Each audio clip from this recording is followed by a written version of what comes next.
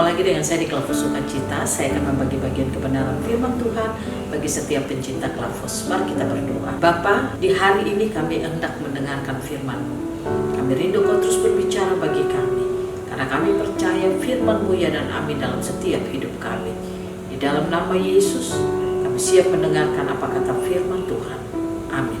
Bagian kebenaran firman Tuhan bagi kita dalam Kejadian pasal 12, ayatnya yang pertama demikian bunyi firman Tuhan.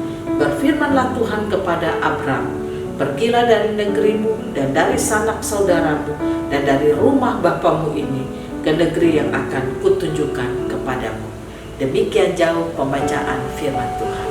Pemirsa Klavos yang diberkati oleh Tuhan, baiklah kita selalu bersyukur ketika Tuhan memberikan firman-Nya kepada saudara dan saya.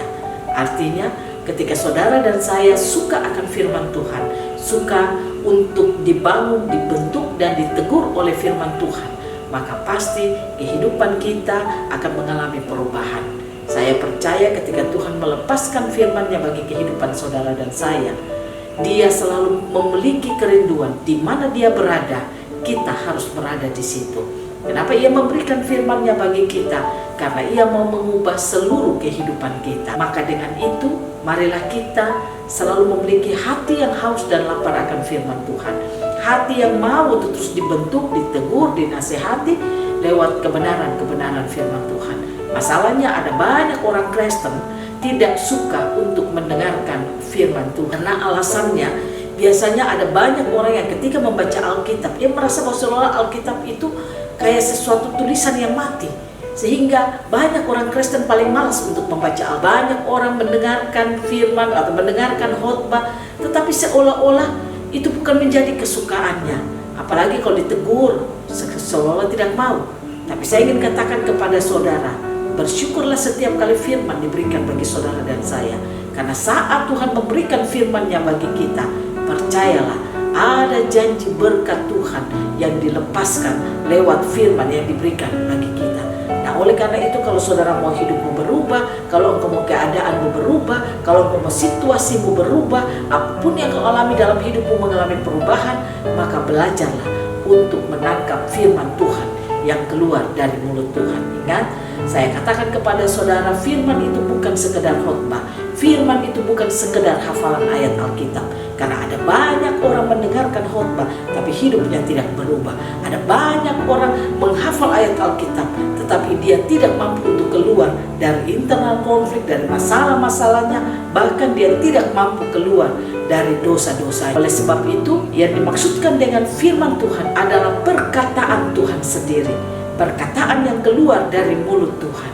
Itulah yang membuat kita akan memiliki kekuatan, memiliki pengertian dan pengetahuan untuk kita hidup melakukan apa kata firman Tuhan.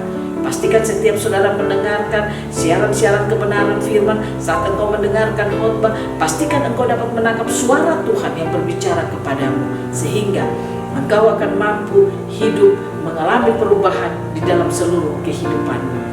Nah, oleh karena itu belajar firman Tuhan hari ini, di mana Abram, Tuhan berfirman kepadanya, pergilah dari negerimu, dari sanak saudaramu, dari rumah bapamu ke negeri yang akan kutunjukkan kepadamu.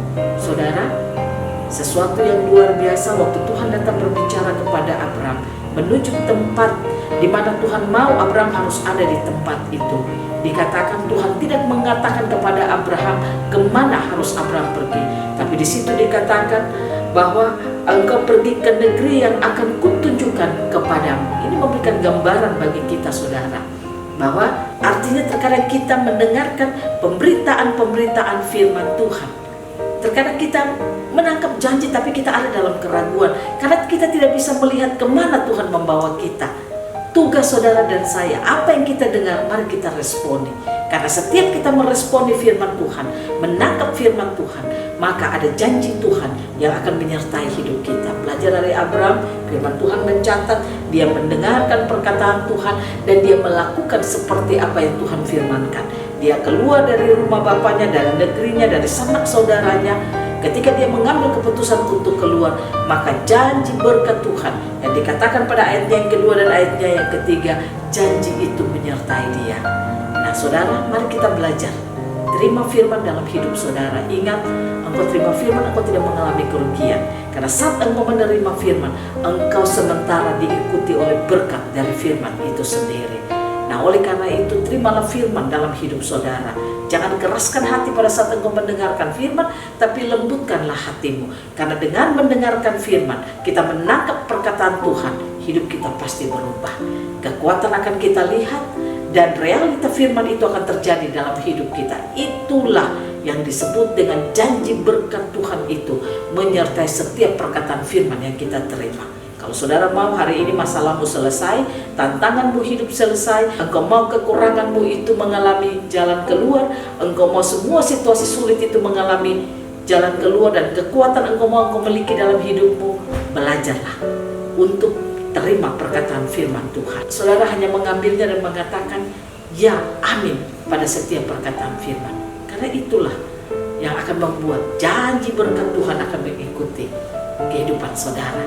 Biarlah Tuhan Yesus mampukan saudara untuk terus menangkap firman dan mau mengambil firman itu menjadi hidupmu.